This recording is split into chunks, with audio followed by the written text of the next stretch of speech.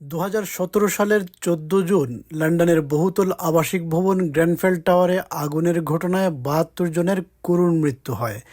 আগুন নিয়ন্ত্রণে আনতে ফায়ার ফাইটারদের সময় লেগেছিল 24 ঘন্টারও বেশি। আগুনের ঘটনার পর 7 বছরের বেশি সময় কেটে গেলেও ভবনের বেঁচে যাওয়া বাসিন্দা এবং নিহতদের স্বজনরা অপেক্ষা করছিলেন জানতে কী এমন ভুল হয়েছিল যার কারণে এত মানুষকে প্রাণ দিতে হলো। অবশেষে গণতদন্তের প্রতিবেদন প্রকাশিত হয়েছে 4 সেপ্টেম্বর বুধবার। প্রতিবেদনে বলা হয়েছে, গ্রেনফেল টাওয়ারের বাসিন্দাদের জীবন বাঁচাতে চরমভাবে ব্যর্থ হয়েছে সরকারের পর সরকার, নির্মাতা প্রতিষ্ঠান এবং নানা পর্যায়ের কর্তৃপক্ষগুলো।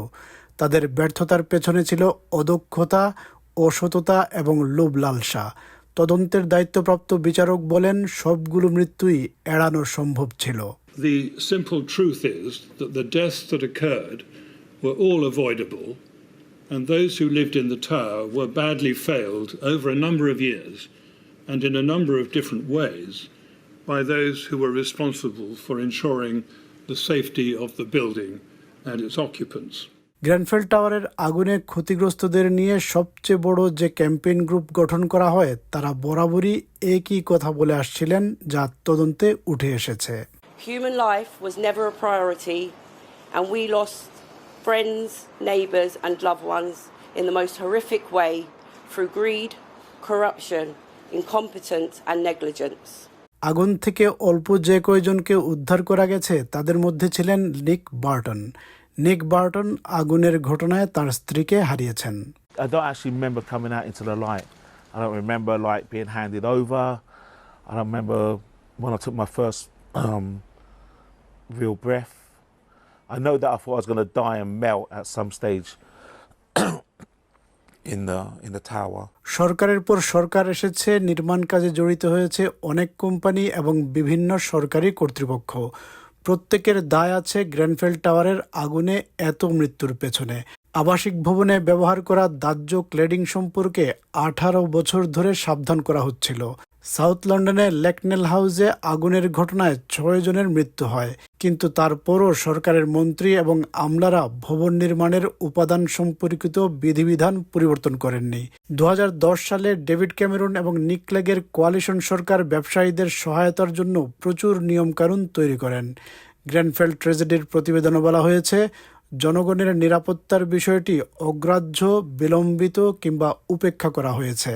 পশ্চিম লন্ডনের পুরনো হয়ে যাওয়া গ্রেনফেল টাওয়ারের পাশেই নতুন একটি স্কুল ভবন স্থাপিত হওয়ায় গ্রেনফেলের সৌন্দর্য বর্ধনের জন্য 2016 সালে নতুন ক্লেডিং লাগানো হয়। ক্লেডিংয়ের জন্য অ্যালুমিনিয়াম ও প্লাস্টিকের মিশেলে বর্গাকার বাক্সের মতো তৈরি করা হয় এক একটি শীট। মাল্টিন্যাশনাল কোম্পানি আর্কনিক এই শীটের নকশা তৈরি করেছিল। তদন্তে উঠে এসেছে, আর্কনিক জানতো এসব শীট অত্যন্ত বিপজ্জনক, কিন্তু উদ্দেশ্যমূলকভাবে এই তথ্য লুকিয়ে রাখা হয়েছিল। এর দায় আর্কনিককে নিতে হবে বলে বলা হয়েছে প্রতিবেদনে। পুরো কাজে বেশ কয়েকটি ঠিকাদার প্রতিষ্ঠানও জড়িত ছিল, যেমন আর্কিটেক্ট প্রতিষ্ঠান স্টুডিও ই, ক্লেডিং স্থাপনকারী প্রতিষ্ঠান হার্লি ফাসাদস এবং প্রজেক্ট ম্যানেজার রাইডন। তদন্ত প্রতিবেদনে এসব প্রতিষ্ঠানকে অদক্ষ হিসেবে চিহ্নিত করা হয়েছে। পূর্ব ঘোষণা ছাড়াই 2 সপ্তাহ আগে গ্রেনফেল টাওয়ার পরিদর্শন করতে গিয়েছিলেন প্রধানমন্ত্রী Keir Starmer.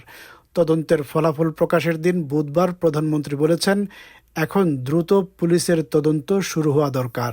So I can tell the House today that this government will write to all companies found by the inquiry to be part of these horrific failings as the first step to stopping them being awarded government contracts. And we will, of course, support the Metropolitan Police and the prosecutors as they complete their investigations. Grenfell টাওয়ারের আগুনে মাকে হারিয়েছেন নাজনীন আগলানি। গণতদন্তের কারণে এতদিন পুলিশের তদন্ত বন্ধ ছিল। এখন তিনি চান পুলিশের তদন্ত দ্রুত শুরু হোক। It's certainly delayed justice for us. It's meant that criminal prosecutions couldn't have happened, and all those people that should be facing criminal prosecutions have had, a platform to kind of trial their story. Grenfell টাওয়ারে আগুনের ঘটনায় কারো বিরুদ্ধে charge গঠন করতে হলেও আরও অন্তত 1 বছর সময় লাগবে। I'd also like to say to the police, please, you've now lost your own issues for delays and delays and delays. Now get on with it and get these people into court. We've waited over 7 years now. You know, it's a hackneyed old expression, but justice delayed is justice denied. And we have this report. The evidence is all inside the report, and the police now just need to act on that. And we need to be put out of our abject misery.